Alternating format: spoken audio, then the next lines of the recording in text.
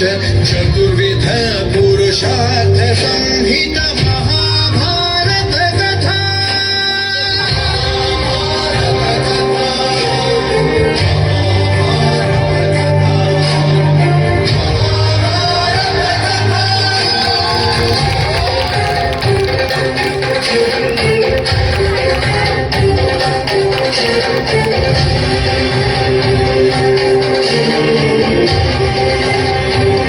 ಪರಿತ್ರಾಣಾಯ ಸಾಧೂನಾಂ, ಒಳ್ಳೆಯವರಿಗೆ ಮುಕ್ತಿ ದೊರಕಿಸಿಕೊಡಲು, ವಿನಾಶಾಯ ಚ ದುಷ್ಕೃತಾಂ, ಕೆಟ್ಟ ಕೆಲಸ ಮಾಡುವವರನ್ನು ನಾಶ ಮಾಡಲು, ಧರ್ಮ ಸಂಸ್ಥಾಪನಾರ್ಥಾಯ, ಧರ್ಮದ ಸ್ಥಾಪನೆಗಾಗಿ ನಾನು ವಾಸುದೇವ ಕೃಷ್ಣ ಪ್ರವೇಶ ಮಾಡುತ್ತಲಿದ್ದೇನೆ ಈ ಮಹಾಭಾರತದ ಕಥೆಯಲ್ಲಿ.